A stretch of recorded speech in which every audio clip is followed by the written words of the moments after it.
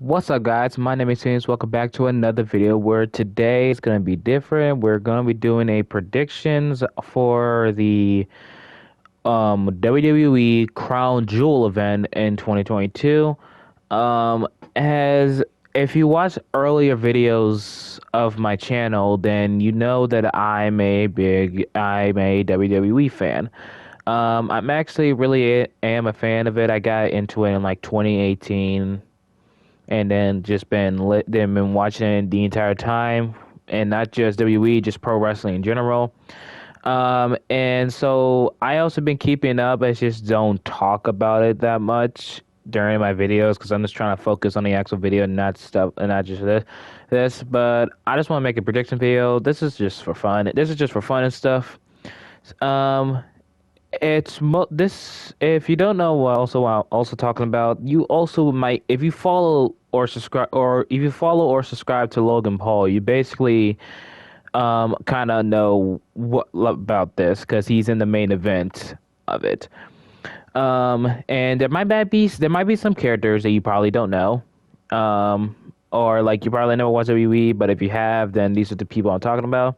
So so what I'm looking at, like the matches are like different from like up and down, but I feel like this is hold on, I'm gonna just read off of this.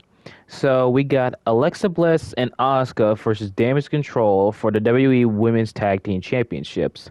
Now, if I had to guess, let's see, may I would probably um see, that's a hard one because Damage Control, like, I like the faction. Like, I do like how it's like a group of women.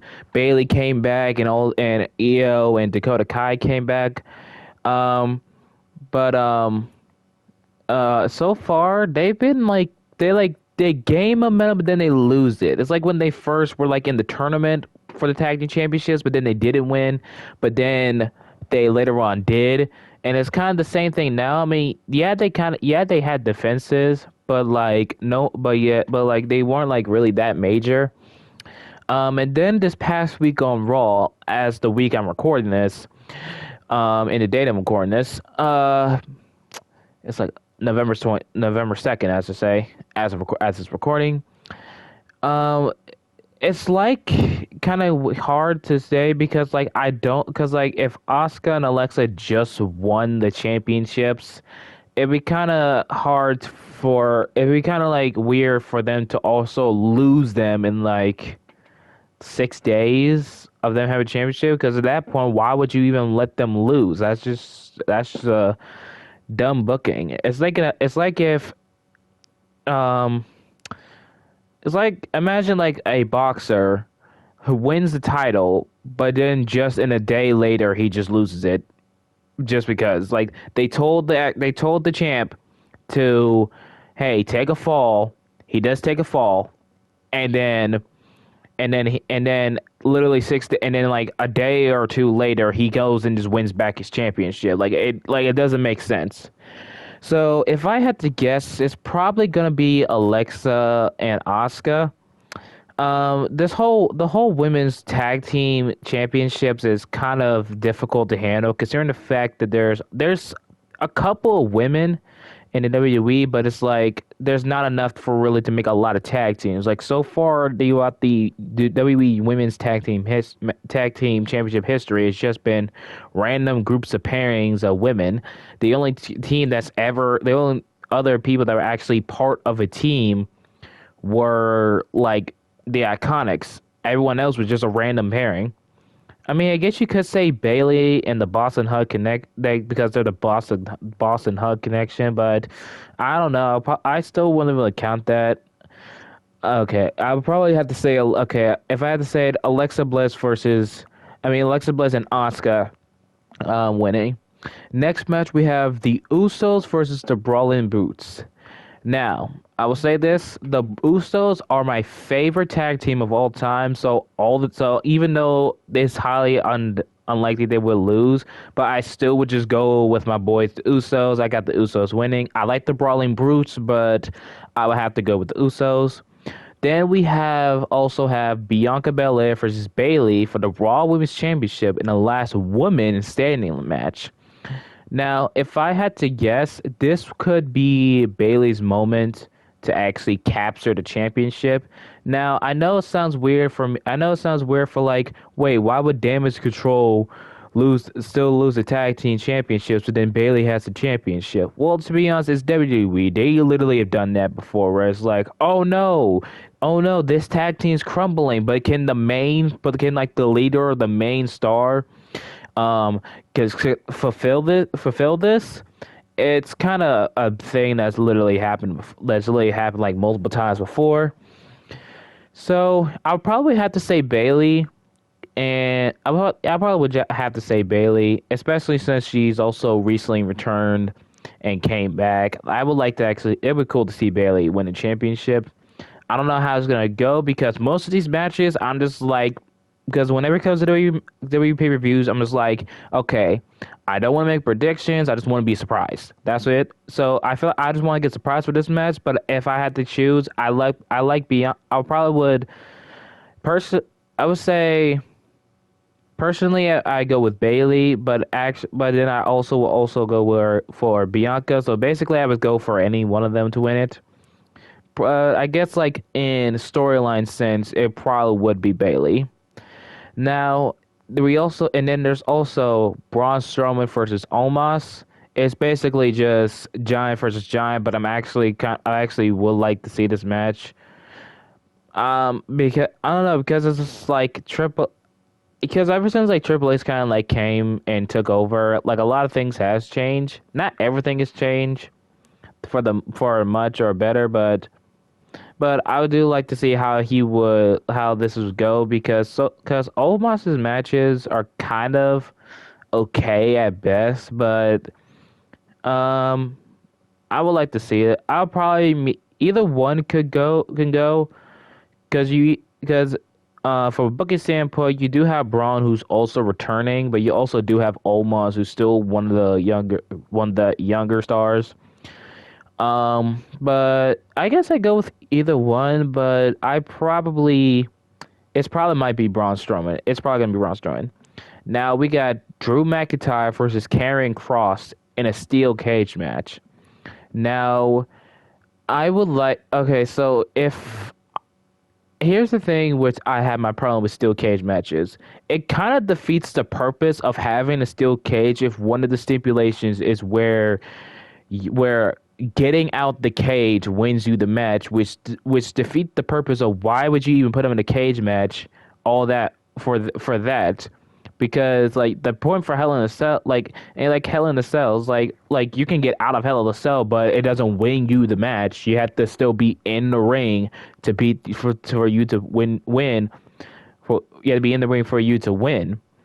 Like it doesn't like really make sense if you're like, oh, we're supposed to keep you in here so that you don't run anymore, or that make sure no interference is, but then you literally are just climbing out or just walking out just by asking the referee. So anyways, besides that, who would I don't know. I probably might go with Karrion Kross. I do kind of like how Karrion Kross is I do like his gimmick and the way his appearances, and I feel like if he wins this match, just give him a lot of momentum. Um, but if you're doing this, don't immediately like, put him in like Universal Championship. He probably might. They probably might put him there, but like, don't just do it like really fast. Like Bray Wyatt. Don't like even though Bray is returned, don't put Bray like immediately into a storyline with Roman. Do not do that. I say Karrion Kross to win that match. Now we have Brock Lesnar versus Bobby Lashley. This will be their second match together, and I will actually am quite excited to see this match. We did see it at the Royal Rumble, but it really wasn't like the match wasn't really that good. It really went short time, and it really was just to progress another storyline. Also, it didn't. Also, The booking just didn't make sense. Bobby wanted the Royal Rumble just to not even lose it at Elimination Chamber, just for Brock to win it again. It didn't make sense. But now, since this doesn't have a title, we don't have to worry about that. And this is actually a match that is actually kind of like a kind of what fans wanted to. And since I hopefully believe Triple H might actually hopefully makes this match good, or maybe because either Brock Lesnar be Brock Lesnar, it's just like how most of these Saudi shows go. He's just in and out. Um, but if I had to choose, I probably would go with Bobby Lashley. This will definitely give Bobby Lashley the momentum he needs, especially since he lost the United States Championship. But I definitely believe Bobby should win this match, and I definitely do hope he does. Then we have the OC versus the Judgment Day. OC containing of AJ Styles, Carl Anderson, and Luke Gallows, and the Judgment Day, which is Finn Balor, Damian Priest, and Dominic Mysterio.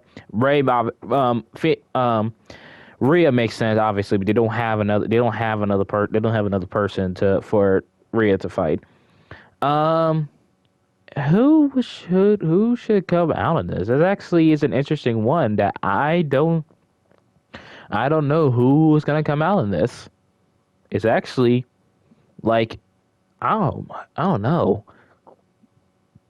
Excuse me. That was a burn. That was a burn on the inside. Sorry. Um, because this is actually a difficult, challenging one. Ah, dang. I don't know. Because it would be cool for OC to win, especially since they got Gallows and Anderson back. Even though they said they would never be back, especially also says they would never be in the Shouty show, and then they immediately are in it. Then they immediately come back, and they are in the Shouty show. I don't know. But he also had Judgment Day. Dominic literally gets booed out the building in the entire Judgment Day, and Judgment Day is really strong. Okay, they coming out as like one of the best heels in the company right now. But if I had to say, it probably would do something like Edge, like comes out of nowhere and then like gets revenge for like Beth or something, or I don't know. I really don't know. Yep, I really don't know. Um, really, I'ma just if I had to choose, I don't know. Personally, I can't really pick for either one because like both. I guess maybe I'll probably say Judgment Day might win, so I'll probably go with Judgment Day. Then now there probably might be matches. What I'm looking at, there might be matches missing or not, but this is the main event of Crown Jewel. Whatever they call the Saudi shows. I don't know what they call these Saudi shows anymore. It's Roman Reigns versus Logan Paul for the undisputed WWE Universal Championship. And I don't know if this website is right or not, but this one says it's an Extreme Rules match, which I never heard them say it was going to be Extreme Rules. I just thought it was going to be a regular match, but either way. Um, so here's the thing. Here's the thing. I don't really hate Logan Paul, like in wrestling. Like he's really shown that he can actually go in the ring and he actually takes it seriously. All right. Um, and also, I really, when it comes to like YouTube, I really didn't like pay attention or like didn't really like care what was going on with like it was interesting to see him and the KSI, and then now they're partner up. It was interesting to see that, but really, I haven't really like been like looking in or watching Logan Paul that much. Um, but but also I've been seeing some people they're either joking or legit actually serious. I've seen this from some like the some of the best channels I've seen were like information that actually gets good, like WrestleMania, Parts Unknown, Woke Culture, and what else was? Yeah, I think that most of those three also partial I know it'll be Wrestle Talk as well, or also Wrestle Talk as well, as you're saying. Um, but then like sometimes it would be like how Loki could actually beat Roman. Now what thing makes you think is that like of all people, Logan Paul beats Roman. Now you could say, well, Logan did amateur wrestling, Roman did actual boxing, but I still don't see him actually winning. Because considering the fact that even himself, he's barely even here. Like Roman signed a part-time deal where he's here and there he's like here and there. I think he signed a part-time deal. That's what some people were saying. And the thing is, it's just that like if Roman loses, it's going to be the same with Logan Paul.